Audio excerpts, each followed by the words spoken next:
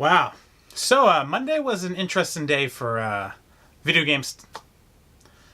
Bombshells, news. So, let's start off first. PlayStation State of Play. So, watched it.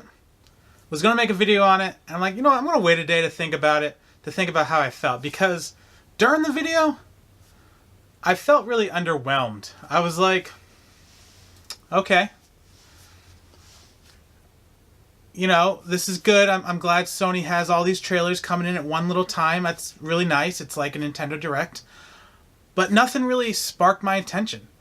I will admit that I am a bigger fan of Nintendo than Sony, but Sony, it's not like this. It's like, like that. It's like, I liked all three of the consoles pretty evenly. Maybe a little bit more Nintendo than the other two, but still. I was like, all right, what's Sony going to give me? What's Sony going to give me? And they didn't give me anything, really. I mean, for me personally. There's probably games out there people are excited for, but I felt like we just saw all that stuff before. Nothing really new. It'd be like Nintendo Direct having another Direct next month, just showing us everything from the past Direct. That's how I'd feel. I'd be like, okay, new footage, that's cool, but nothing really exciting. And that's kind of how the whole State of Play felt. The one takeaway for me, though, was there was a lot of VR. Maybe there was a little too much VR for some people, because PSVR is kind of a small niche compared to the user base. But I was glad they showed a lot, because to me that means developers are excited to make it for the VR. Sony's supporting it, which means that I think they're not going to give up for it on the PS5, and they'll probably definitely have some type of VR unit for that. So going in the final year or so of the PS4, still showing tons of VR stuff. I was like, all right, good. They're not like kicking to the side like Kinect for the Xbox. So that was exciting. Mortal Kombat, I mean, it was a cool little trailer, but we know about it. It's coming out. Nothing really too exciting. New players aren't really that exciting because you kind of figure every Mortal Kombat character ever in some form or another is probably going to be in this game. Past versions, future versions. I mean, it just seems obvious. Iron Man kind of looks cool for a VR game. A lot of people probably hoped it was a full game, not a VR game, but you know what? For VR fans, you got something. Five Nights at Freddy, not even going to play it. Nope, not at all. Other than that, though, everything else I just felt like I saw already that I really don't care about. So, for me, personally, State of Play was kind of a letdown. I felt like for the very first one, Sony should have dropped an announcement on a game that hasn't been told yet. Not just showing a lot of smaller games that are like, oh yeah, okay, yeah. Or games that we know about. Something that just no one's know about. Maybe a new Spider-Man downloadable content. Or maybe a game no one's thinking about, like Dark Cloud 3. That would have been an awesome announcement for the first State of Play. I felt like they should have just came out running. Cuphead to open the thing up. A Zelda crossover, kind of like Nintendo did, to finish it off. To me, Sony just kind of here's a VR game, here's a Mortal Kombat, a couple other stuff. I don't know, am I being too critical? Maybe. But, there's nothing that excited me. I wasn't like, ooh, I can't wait. Usually when I watch a Direct, I'm like, all right, most of the stuff I'm probably not going to care about. Maybe there's a couple games I'm like, ooh, I want to try that. Or maybe I want to try that. There was a couple VR games I'm like, all right, there's more VR games for me to try. That's cool.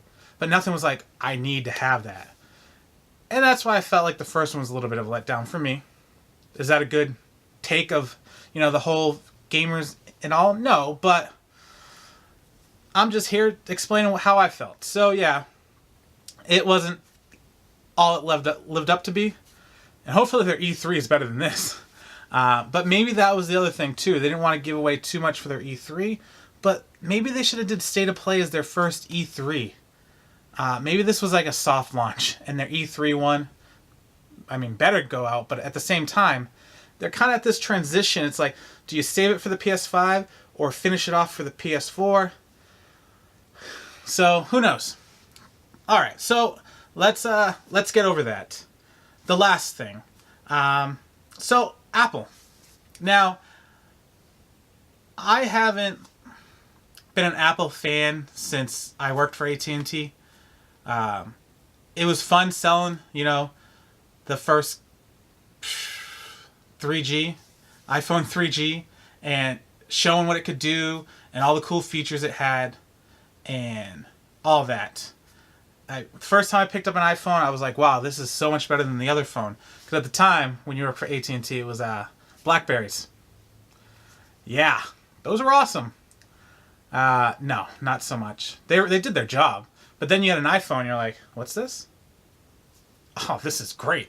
So, for a couple years, I really liked my iPhone. But after I left, I just, Android was more useful to me because I like to tinker with my phone, do stuff on it. And iPhone was a little harder to do that stuff on. You could do it, but, it wasn't the best. So, I will say I'm not the biggest iPhone fan. So, I don't play many of the iPhone games. But, I think this is more than just iPhone and Apple. I think this is something that you could see Android doing as well. So Apple announced Apple Arcade, a service feature that they want to do where you get over 100 games, as they're saying, that you can play for free. Well, if you have the subscription. They don't say what the price of the subscription is. So I'm thinking it's probably going to be $10. Might even be more. $5 would be better. I think more people would jump on board. But who wants a game subscription for your phone?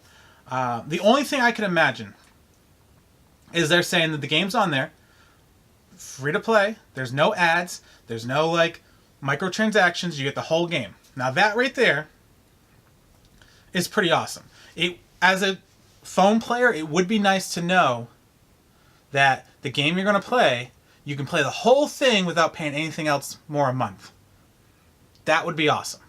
So, to me, Apple Arcade isn't really that big of a thing.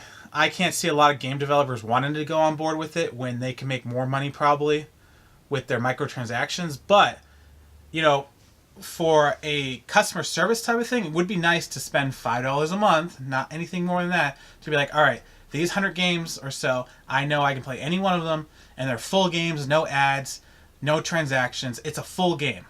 So, that right there is awesome. I do like that. Do I think this could work? It could, but I think they're going to need more than 100 games over time, and then the price is going to have to go up because, how are you going to pay all these developers when they'd be like, I'm losing money where I could be making money as a free app with microtransactions? So, there's flaws to it, and there are benefits, pros, cons, but it wasn't like, wow, this big thing. It's like, okay, yeah, we should have saw that coming. How many more subscription services do we need? Will Android join as well? Probably. If it works out for Apple, why not? Be like, hey, here's 100 games that you can play. It'd have to be some good games for me. I don't know what I would want, but for $5 a month, if it's 10, I probably wouldn't do it. But if it was 5, if there was good games, that I was like, all right, that's the price of the game without having to buy any transactions. Obviously, because some games you could easily spend more than $5 on just transactions alone. So, I think Apple's onto something. And I think they'll force the industry to move that way, hopefully. And maybe they'll become a hit. Just I won't get to try it out. That's unfortunate. I don't have an iPad or an iPhone. So, maybe I'll get one, like an old one that can work on the service, just so I can try it out. But I don't want to get addicted to it, so hopefully that doesn't happen. Be like, oh, now I have to have an iPhone now instead of an Android. So, all right, guys. All in all, state of play, wasn't my thing. Apple Arcade, it could be good. Anything more than $5, though, I don't think it'll be good. So, here's hoping that it does something, and maybe subscription services is the way to go for certain things. So, yeah. Alright guys, let me know what you think. Did you like the state of play? Was there a game that you really enjoyed onto it? Or was it a letdown for you? And Apple Arcade, are you going to try it out? If you can, do you think it's worth having? Or is it just another subscription that you're like, oh great, more money per month? Alright everybody, have a good night. Keep on gaming. Check out my other videos. And